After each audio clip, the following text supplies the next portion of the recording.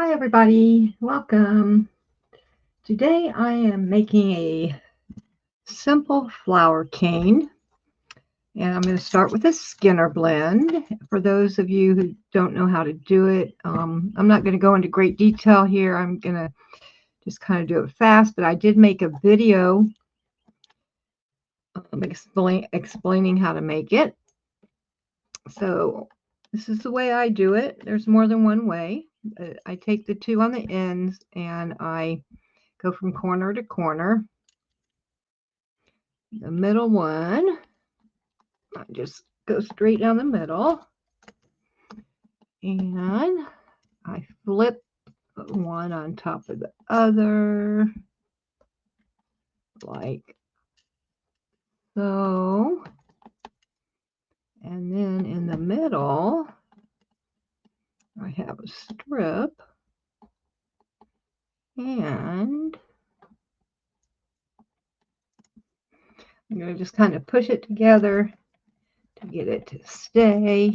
And a Skinner blend is just going to blend these three together. Now I'm going to go off camera to run this through my pasta machine just real quick.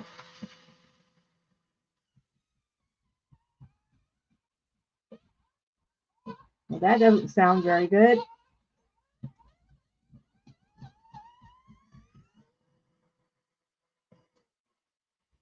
That motor is on its last leg, I think.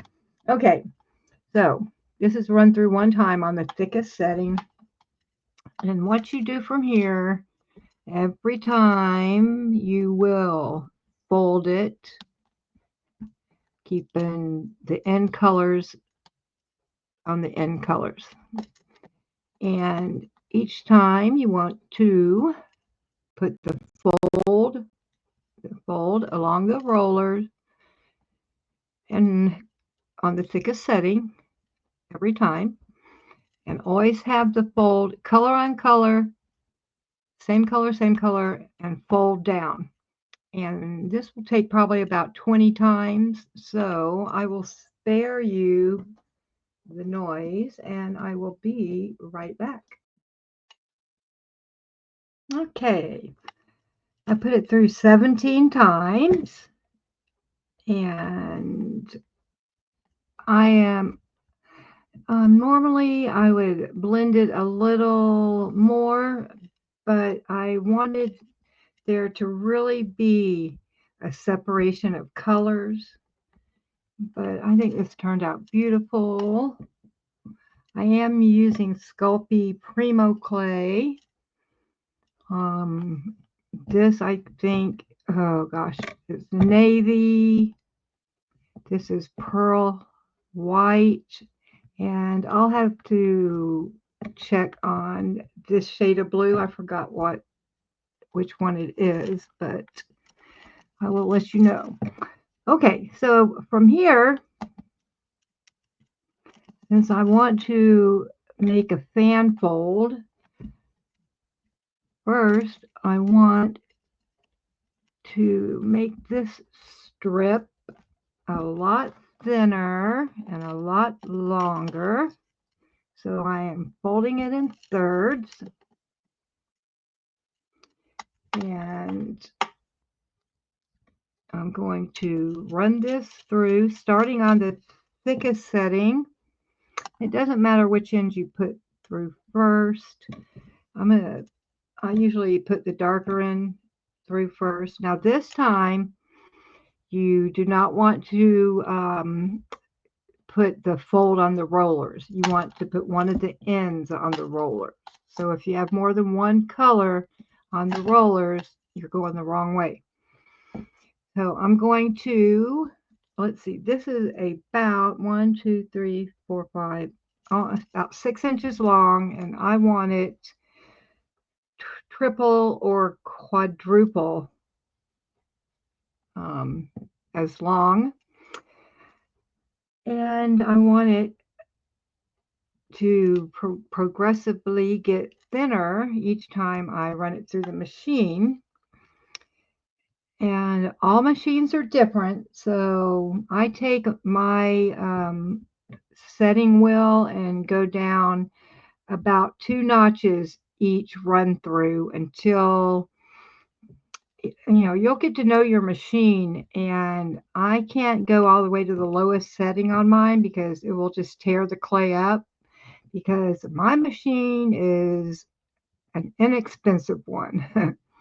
The better the machine, the better it treats your clay. But I will be right back again so as not to bore you. Okay, I have a long, thin strip about 28.5 inches long.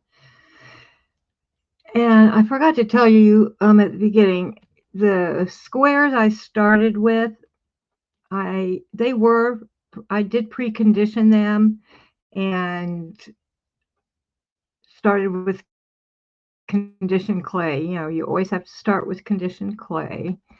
Some newcomers might not know that, but you always want to have your clay conditioned and ready to work with. Okay, so I'm going to make a fan fold. Some people call it a Constantine. And it doesn't really matter how wide you make it. I usually make mine about an inch and a half, inch and a quarter to inch and a half, or inch and 3/4 at the most. But I'm just going to zigzag it back and forth, and I'm trying to gently squeeze as I go, so I don't trap any big air bubbles or have any big air pockets. Some people can do this really fast. I am not very fast at this, but it's not about being in a race. So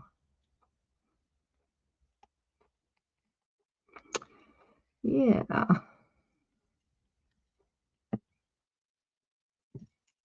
back and forth, back and forth. I really like these colors, these shades of blue. I work with the pearl color a lot, but I don't remember, except maybe maybe 2 times of ever working with a dark blue like this. Nor have I, maybe 1 or 2 times with the lighter shade also. They're just not colors I use very often. I do use the dark blue to make different, I use it when I'm mixing clay colors.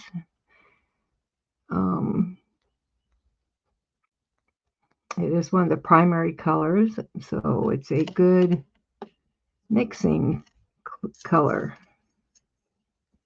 Okay, at the end, and voila, I have a big stack of fan folded clay. I need to unplug my my UV light. It is flashing for some reason. Okay, I'm going to get my acrylic roller, and I need to flatten and lengthen my block of clay. I'm going to go along the sides gently.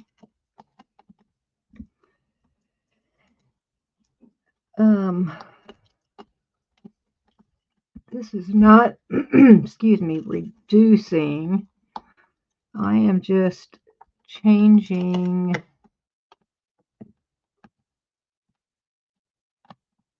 I'm just making sure that I'm rolling it the right direction.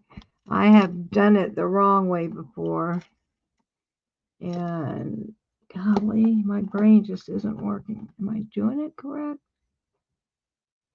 I don't. Okay, yeah, this is the way I want it. I was starting to do it the wrong way, you guys.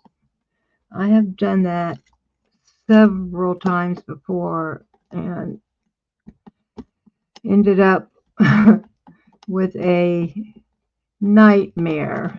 I had to end up scrapping the project and use the clay for something else, and I was very upset. But I'm just going to get this flat enough so that I can run it through the pasta machine yet again. And next time I'm going to put it through the same way that I just did. And while I'm thinking about it, I'm going to go ahead and switch my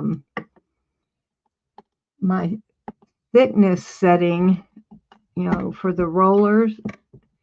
It was on, I think, like the third thinnest setting, and I didn't put it back to the thickest when I finished, which is a good practice to remember to do. After you use your pasta machine, it's good if you set your machine back to its thickest setting and try to always remember to do that, because if you don't and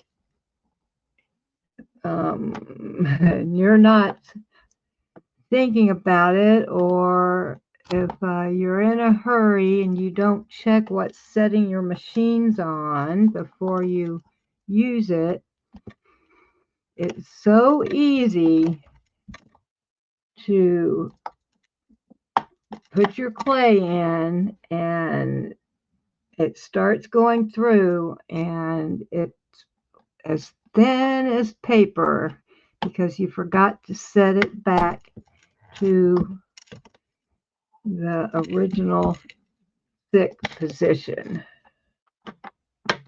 And that could make someone cry also. Oh, goodness. I'm just going to roll it this way a little bit. I'm trying to keep it fairly even. Sorry, I don't mean to go out of camera range. I have my computer sitting off to my left where I keep it. Usually when I'm making a video or doing a live stream, I move, it's a little laptop. I usually have it up on my desk so I can make sure I stay in camera range. If it's on my desk, it's real easy. I don't have to turn my head to see what is on screen. I just have to shift my eyes. But it's not on my desk because I just didn't feel like having a crowded space tonight. Okay, so I got this thin enough to where I can put it through my machine. And once again, I'm going to start on one end, run it through to the other. And I'm going to change the setting, making the rollers closer and closer together, so I end up with another long strip. And let me spare you. Okay, now I didn't make it too thin because that wasn't the purpose. The purpose was just to get a long strip. And this is about 12, 13, 14, 15, 16, 17, about almost 18 inches long. And what I'm going to do from here is cut some rectangles. I'm wondering if I shouldn't make it just a little. You know what? I'm going to take this down a tiny bit more. With one run through.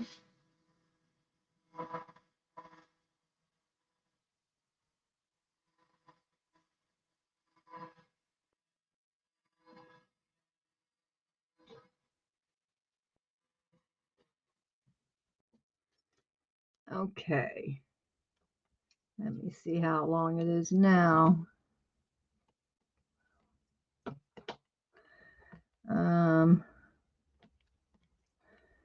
13, 14, 15, 16, 17, 18, 19, 20, about 21 inches, about 3 inches longer. So I'm just going to lie this down and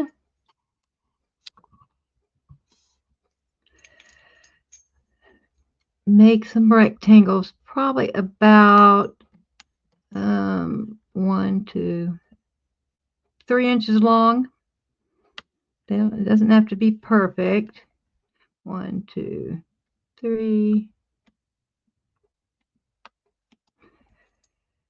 1, 2, 3. And you can make them longer or shorter, but that's about 3 inches, and that's going to suit our purpose.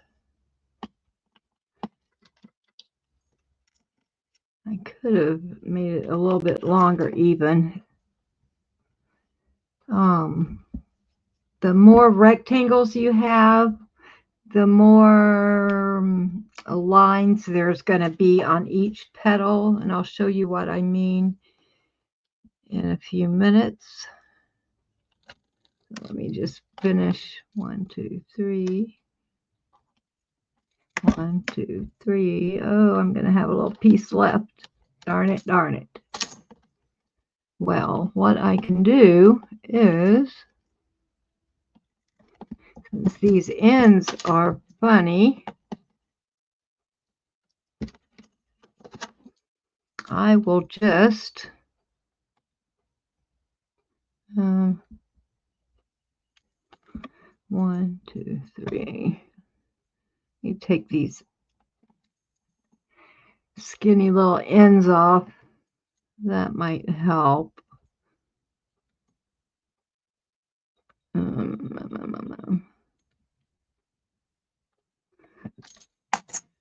That looks a little better. This will not matter. It looks funny now, but it will be fine. Okay, now I'm going to stack these, and I'm going to offset. I'm not going to stack them directly on top. I'm going to pull this down about 1/4 of an inch. And then I'm going to go, the third one's going to line up with the first one. And this one's going to go back down 1/4 inch.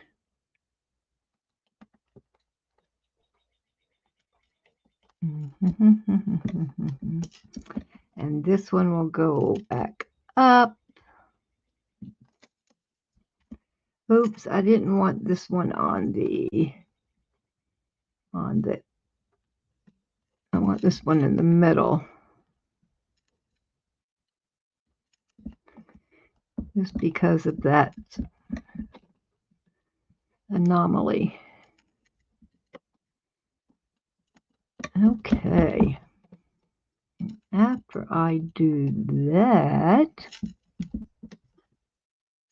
I am going to slice this right down the middle. Hopefully, I'm not very good at eyeing anything. Let me put it on my lines so I can be a little more accurate. Okay. And this is what you end up with. You can see how I offset them. And each one of these will end up being a line in the petal, and it just helps it to look real pretty. So I just cut it in half. Now I'm going to stack them.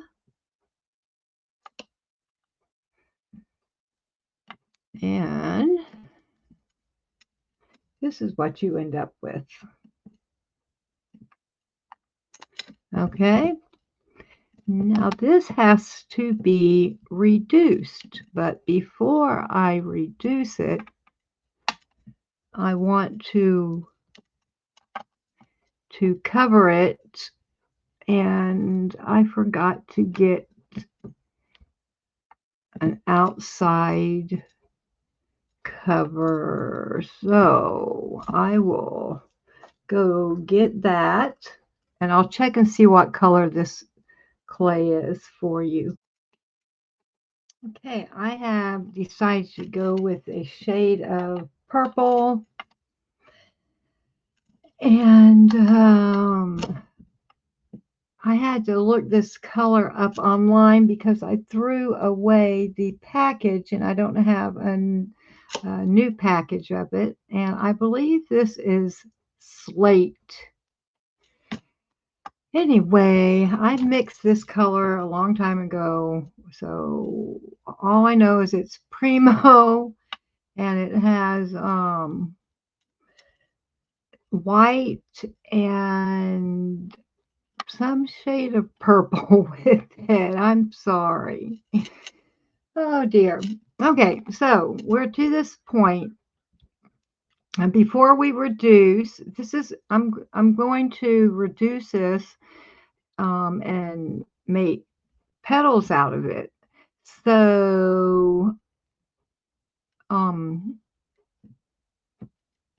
this will be starting to go in the shape of a petal. I'm trying to decide if I want the middle of my flower to be the blue or the white. And I'm thinking that I'm going to keep the white in the middle. It really doesn't matter that much, but well, you know what? I always put or not always, I put the light color in the middle more often than not. Maybe I'll switch it up a little. Let's go with the blue in the middle of the flower. Okay. I'm going to wrap this before I start reducing it. This is conditioned and rolled out on the thickest setting. And you don't want to wrap where all of the nice lines are. I want to go around it this way. So I need to make this skinnier. Yes, yes, yes, yes. Okay. There we go. I don't even know if that's going to be enough. It's not. Oh dear. I need to roll out some more purple, don't I? Well, if you can stand the noise of this crazy machine.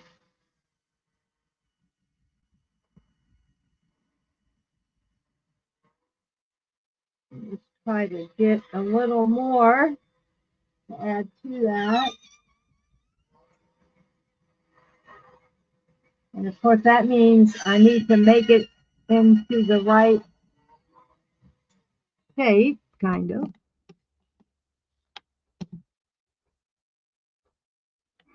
Hmm. Hmm. Let's see.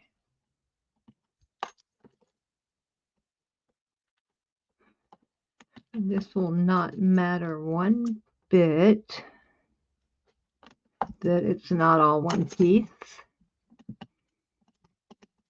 Now, I'm going to put a registration mark on this because I'm going to be stretching and squishing and stretching and squishing. Sometimes it can start to twist and you won't know which is the top from the bottom and the side from the,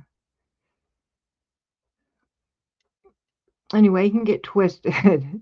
So I always put a registration mark. See, I'm just putting some blue clay on top of the blue clay. That will keep things straight for me. If it starts to twist up, I will notice that, and I will be able to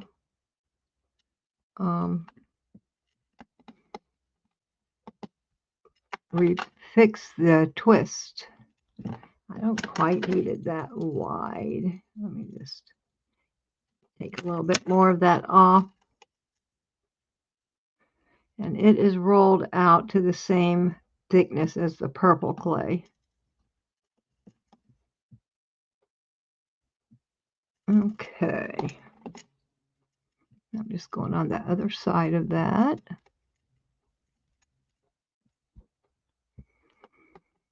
And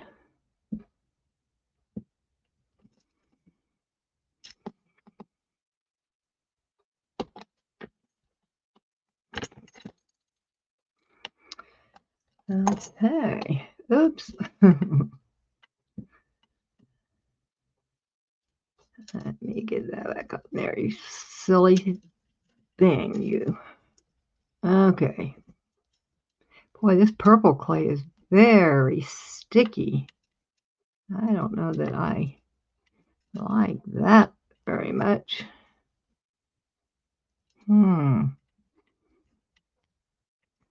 Okay. So I have my petal ready to be reduced.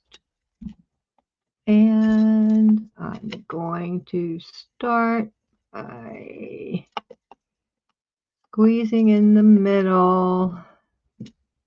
Now you don't have to put it in the shape of a petal this early in the reduction process. As a matter of fact, I might. Now while I'm pushing down, I'm also pulling because I'm trying to make it longer and fatter. So, and I believe in twisting the clay. I twist a lot, but I'm going to start trying to kind of round it. Now see my registration marks getting all wonky. I can straighten it back up. And my purple clay, of course, is moving a lot faster than the rest of it.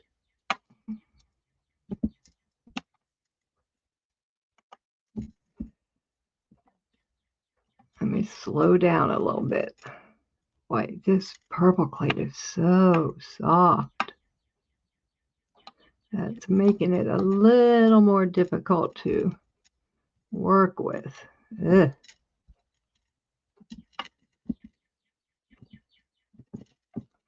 I'm mainly pushing down in the middle. I want to try to keep it from keep the ends from spreading too fast while the middle's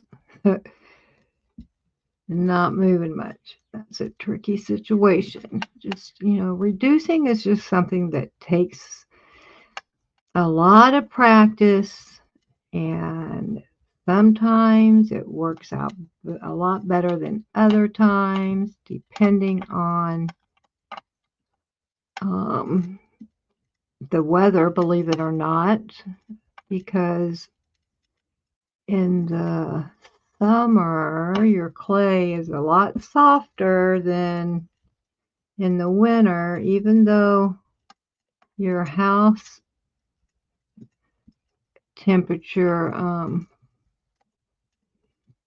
may not feel colder in the winter. I guarantee you it is somehow, because clay is always a little easier, a little softer in the summer months, at least here in Florida where I live. It's like that. So I am just continuing to gently coax the clay, and I won't push it into a petal shape until I have it reduced almost as small as I'm going to. I need to make a length. I need to make this 7.5 inches long. That way I can cut 1.5 inch petals, and I like to make my flowers with 5 petals. A lot of people do 6. I have, for some reason, always, or 95% of the time, I have made my flowers with 5 petals, not 6. I think more people make them with 6. And I think the reason for that is when you cut 6 pieces and you're standing, the 6 pieces side by side and in a circle, it's easier to have 3 and 3. They go together a little bit easier than 3, 3 and 2, if you know what I mean. I'll show you what I mean when we get to that stage. So there's my registration mark, and this is getting a little, there's a lot of distortion on the end, and the main reason is because of the purple clay. But never fear, it will end up just fine. As you see, I'm just taking my time.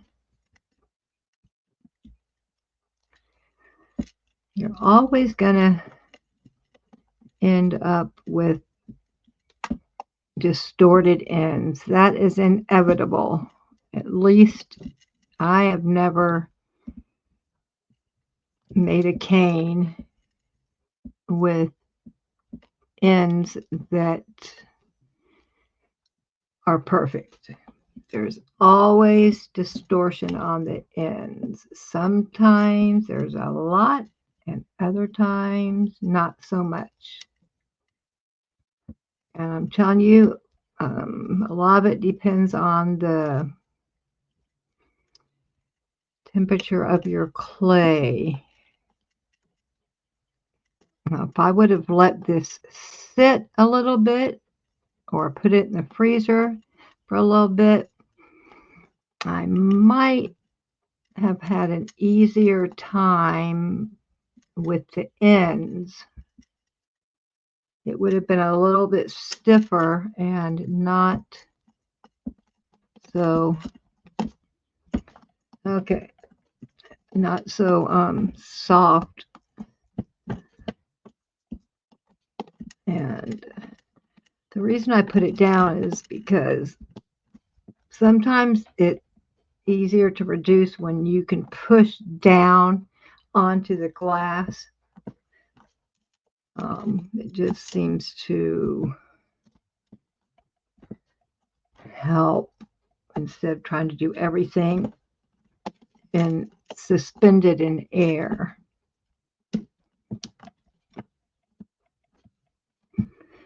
I'm going to start trying to push down towards the middle because, you know, I do want, this is kind of a petal shape. So the middle needs to be skinnier than the other end. And so that's why I'm starting to kind of make this not in a triangle, but I want it to be thinner, you know, in the middle, so it will help with my petal shape.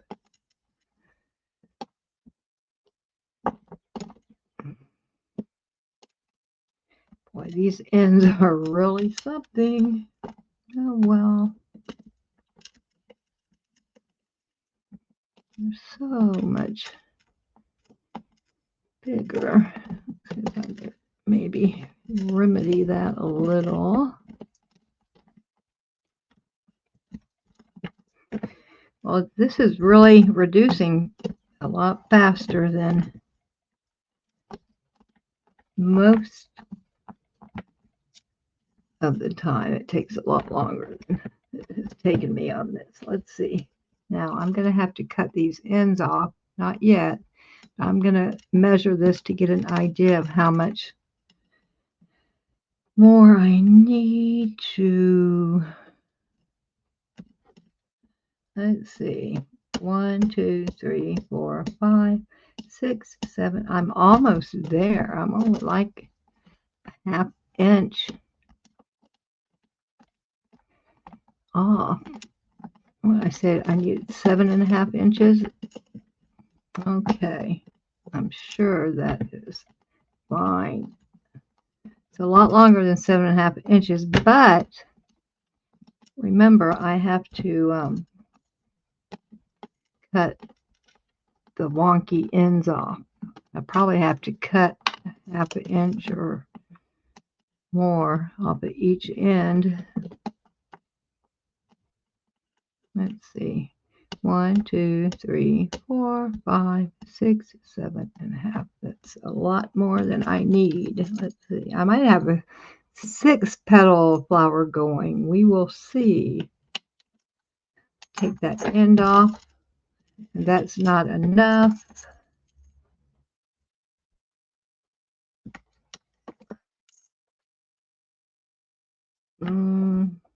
This is not coming out very good, very good. The lines aren't showing that we're supposed to show.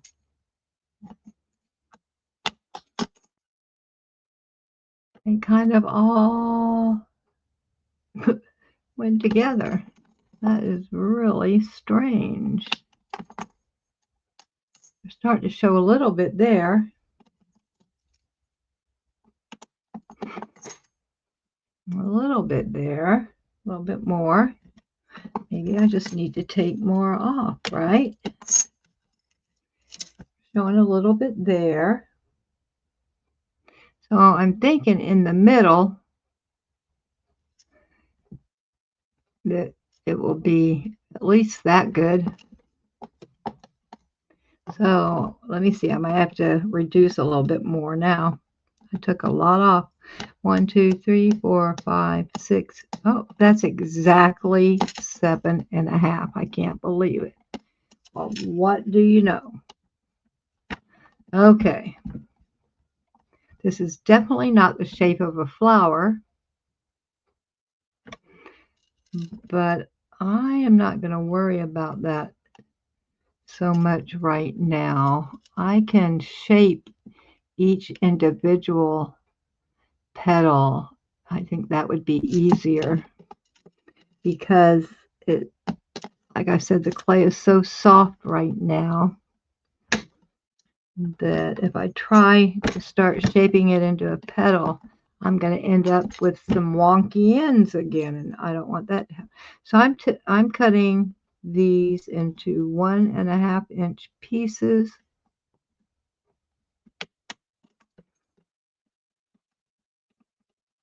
And I should have 5. If I don't know what happened. 1, 2,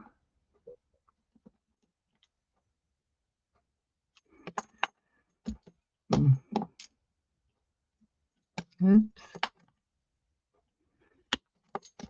2,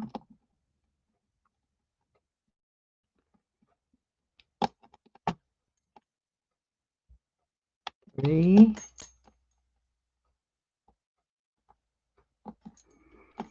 4.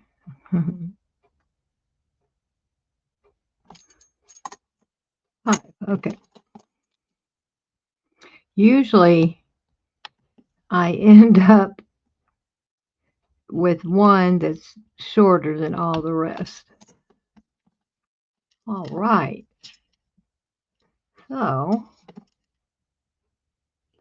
that's how the lines are showing up a little better in the middle. There are our petals, and I need to make a center. Let me grab some clay for the center. Okay, I had a middle already made. It's yellow and it has some white spots in the middle. And I went ahead and shaped 4 of the petals to save time. And all I did was, see the corners? I'm gently pushing the corners, trying to round them a bit. And then I take my fingers, I'm going to squeeze the blue and see my registration mark. You can see on some of these, the registration mark was off to the side a little bit, so thank goodness I had it. I could straighten it up, or else this petal could have ended up with like the blue way over here and the white way over here. I'm just telling you, save yourself a lot of headaches and put a registration mark. I do it when I don't think I need to, and I'm always glad I did, let me tell you. It just keeps things in order more, and it can save a lot of headaches. I'm just trying to shape these corners a little bit. You don't have to do it perfect because you're going to have time for adjustments and readjustments. Now I'm going to put my petals together, in order to form the flower. And there's nothing to it more than just try to evenly space them the best you can, going in a circle. Let me put my middle in. I made it longer than the petals because I didn't want it to be too short.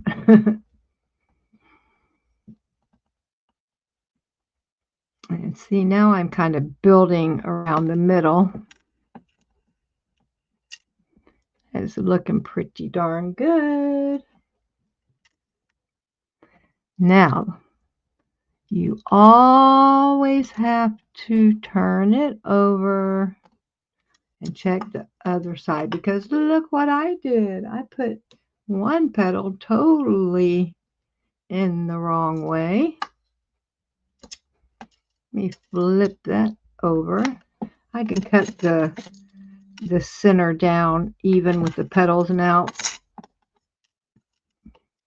Okay, and these are wonky too. It's always wonky when you turn it over. It can look perfect on the one side, and you turn it over and you have something that you don't hardly recognize. So you want everything to try to stay as straight as possible along the middle.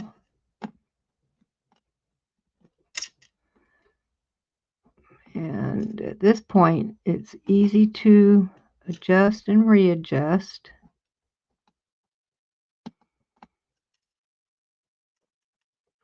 And I turned it over again, just making sure. And I'm going to start now pushing the petals in, because I can't have all this space, because this needs to be reduced. You can have all that space if you want to fill it in with either more purple clay or translucent clay. And a lot of people do that. That's called backfilling. You want to backfill because you can't have, I mean, you can have all that space, but then it's not really a cane. I'm just trying to get everything to push together. Most people will backfill. I could have made my center a little smaller because that is a lot of space between the petals. And that is why most people would start backfilling, because trying to get this where the petals aren't so far apart, I'm just pushing in on the petals. At the same time, I'm trying to keep them straight and in line with each other, so one doesn't get twisted. And see, they're starting to twist a little bit, so I'm going to straighten them back out.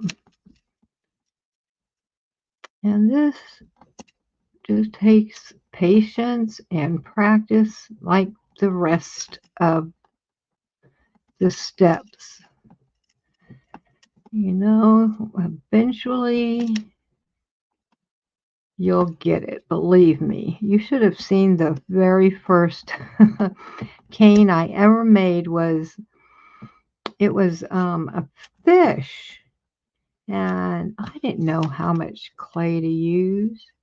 Well, let me tell you, I ended up with, oh my gosh, so huge of, by the time I had my fish built and then I backfilled around it, So I had a fish in a rectangle, and by the time I got it ready to reduce, it was humongous.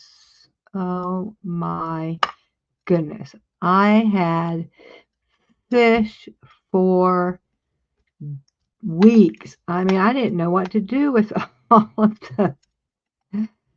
the fish cane that I ended up with. Of course, I reduced it and had all different sizes, and I was trying to make a bracelet with like different links, and each link would have a fish on it.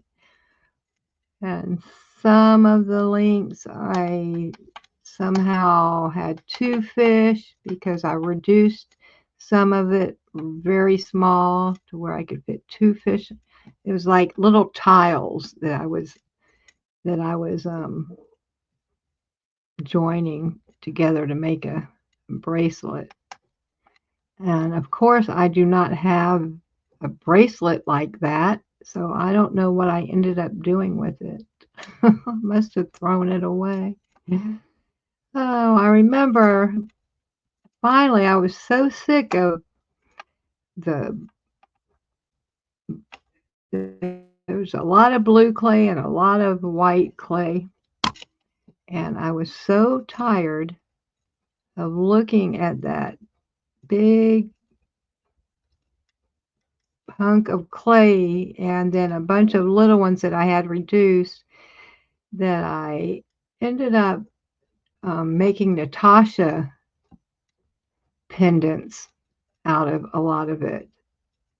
And I have videos on Natasha beads and Natasha pendants. But yeah, it was hilarious how much clay that I used for my first cane. Okay, I've got things pretty much together here. And I'm going to reduce this. You can see everything is going together real good. And there are spaces, which will be okay because by the time I reduce it, there won't be any spaces. And it's very soft right now. So I'm going to go slow at this. And I'm going to not work so much in the middle, but I want to keep concentrating kind of on the end so I can try not to have so much distortion. And you don't want to try to resist starting to roll it. This is about the size of a 50-cent piece. You want to at least get it down to the size of a roll of quarters before you start rolling it across your your surface. And I'm not a big fan of rolling my canes out because I have seen too many of them end up with a lot of twists and more distortion, and it just doesn't seem to go as good for me if I start rolling it across but some people swear by it. I'd rather twist and pull, gently twist and pull. And I'm just kind of shaking, like I don't want to pull too hard. I don't want to twist too much. Just being ever so gentle and mindful of the ends. Yeah, I can feel the inside doesn't want to move near as much as the outer side. Oh, I'm going to continue doing what I'm doing, and I will be right back. Okay, I have it about the size of a roll of quarters. And I usually stop right here and cut. I don't cut it in half. I cut about a third of it off, maybe. It's very soft, so it's going to drag. It's a big reveal. Oh, pretty. And this I will leave. And the reason I do this is if I keep going, I won't have, because I'm not sure what size I want my biggest, piece to be. So I'll leave it about the size of a quarter. And this I will take down to, I usually take it down to nickel size. And if I have enough that size, I will cut off and take it even a piece of it down to the size of a dime. But I work separate, and that way I won't keep distorting this end, which will save clay, and I'll only have hopefully one end that's that wonky. So I'm going to continue and take this down to about the size of a nickel, and then I'll decide if I want to go even smaller. Okay, I wanted to show you now, this is smaller than a nickel. It's more like a dime, but the ends are really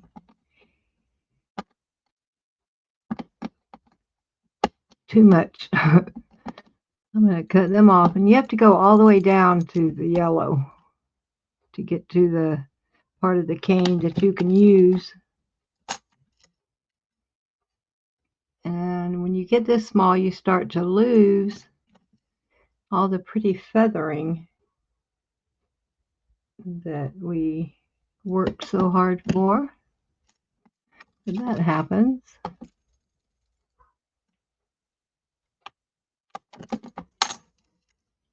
It's so soft right now. When I cut it, it's dragging the purple down. And I need to let this clay rest before I slice it anymore. So I don't want anything smaller than that. So I'm going to leave this piece to rest. Now all these ends I love because I can make Natasha beads out of them. And if you've watched my videos, I love making Natasha beads. So there's I have a big pile going. And I'm probably just going to leave this for now. I might make it a little bit smaller.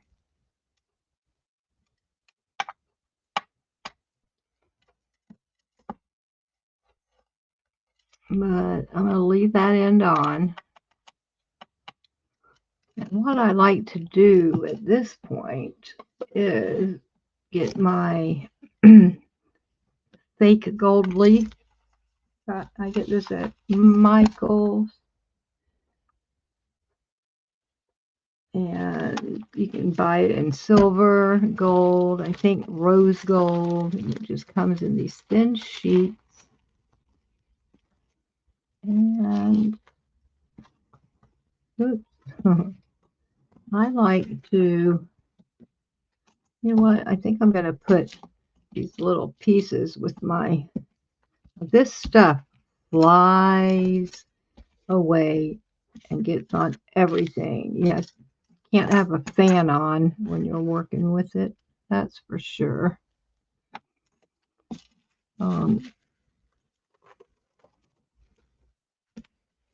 And this sticks really good to the clay, and it does not have to be perfect. This just adds a little nice sparkle. So when you start slicing off of it, the outside of your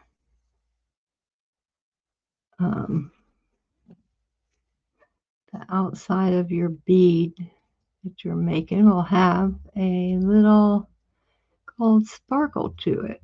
And I don't want to cut it right now. Like I said, it's too soft and it will just drag the clay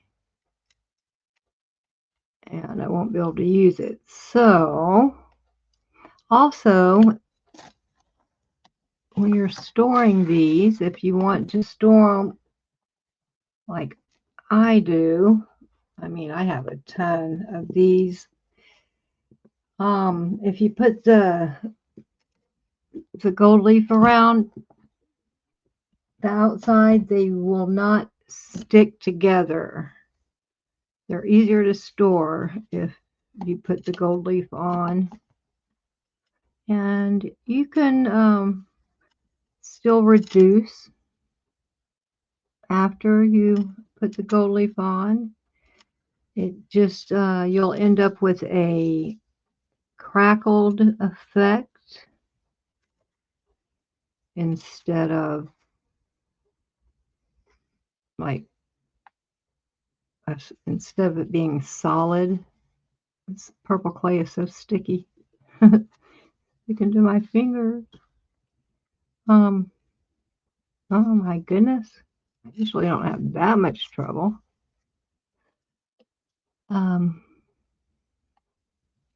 Putting that with scrap clay.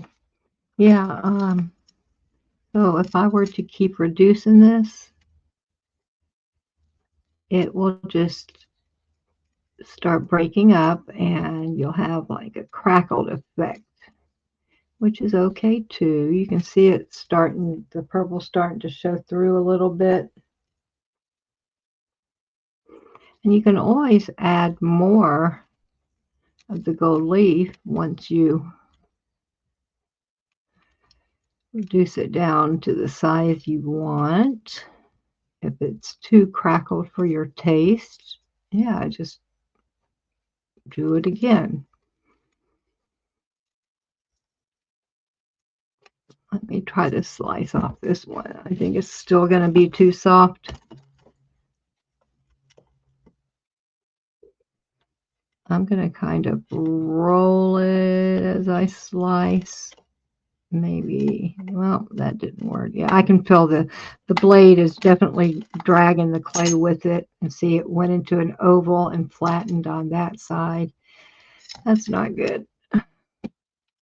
But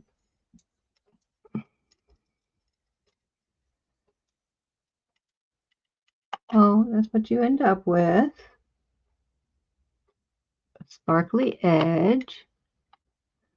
And I will let this clay rest, so I'll be able to slice a few more this size. I don't want just one of any size. I want at least two. Then I would take, I have to make a hole. Well, then I would do this. I'm taking my tool that I made. It's a T-pen that I put old clay around and baked and then threw some resin on it. I am just pushing down in between each petal. And then I take another tool, clay tool, and I push down on each petal a little bit. And that gives it some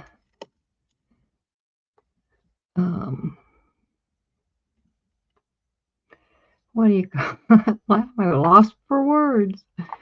it makes it look more like a flower instead of just having a flat piece of round clay. You can see that it looks more like a flower.